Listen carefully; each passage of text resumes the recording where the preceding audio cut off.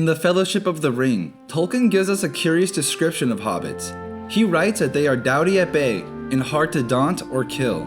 At first glance, that seems strange.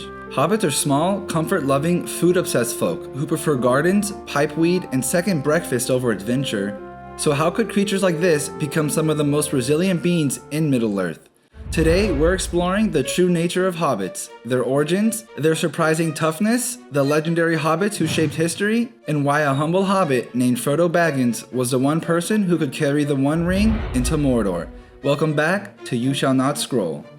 Hobbits are described as being between 2 and 4 feet tall, with curly hair, large hairy feet, and a love for simple comforts. They avoid boats, machines, and anything that feels too complicated or dangerous.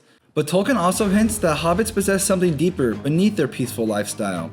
In the prologue to The Fellowship of the Ring, Tolkien explains that hobbits are surprisingly tough when cornered. They are quietly brave, difficult to intimidate, and remarkably resilient. In fact, Tolkien notes that hobbits are harder to kill than their size would suggest.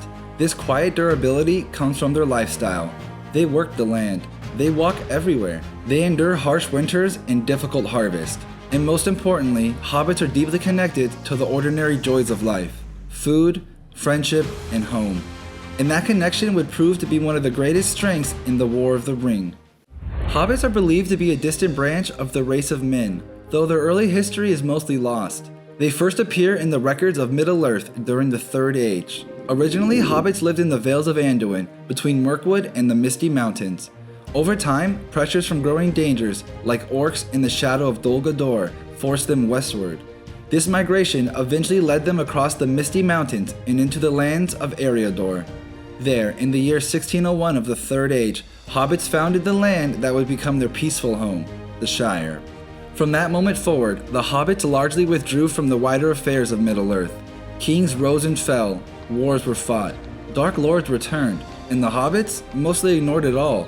They farmed, celebrated birthdays, and perfected the art of eating multiple breakfasts, which, ironically, meant that when the fate of the world finally reached their doorstep, no one suspected them.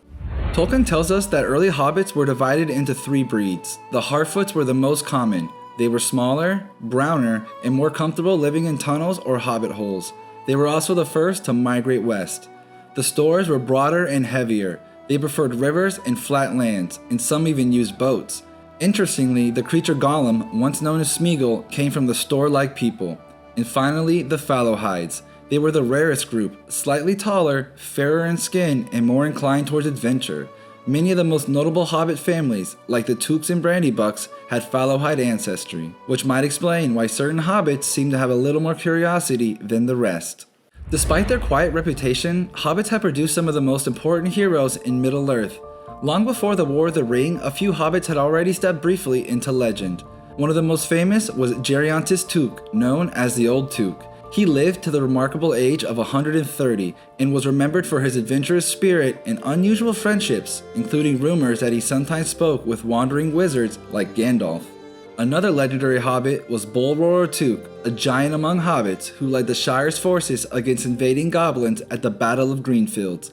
During the battle, Bullroarer charged the goblin leader, Golfinbull, and knocked his head clean off with a wooden club. The head sailed through the air and landed in a rabbit hole, accidentally inventing the game of golf. But the first hobbit to truly step into legend across all of Middle-earth was Bilbo Baggins. During the events of The Hobbit, Bilbo journeyed across Middle-earth with 13 dwarves, encountered dragons, elves, goblins, and unknowingly discovered the One Ring. Then came Frodo Baggins, Bilbo's heir. Frodo would become the ring bearer, carrying the most dangerous object in Middle-earth across thousands of miles towards Mordor. But Frodo did not stand alone. Samwise Gamgee, perhaps the most loyal companion in fantasy literature, carried Frodo when Frodo could no longer walk. Then there's Meriadoc Brandybuck and Peregrine Took, who would go on to fight in the War of the Ring itself, something almost no hobbit had ever done. Together, these 4 hobbits prove something remarkable: small people can change the fate of the world. So why was a hobbit, specifically Frodo, the best choice to carry the One Ring? The answer lies in the nature of hobbits themselves. Unlike many of the powerful beings in Middle-earth, hobbits have very little desire for domination. They don't crave power.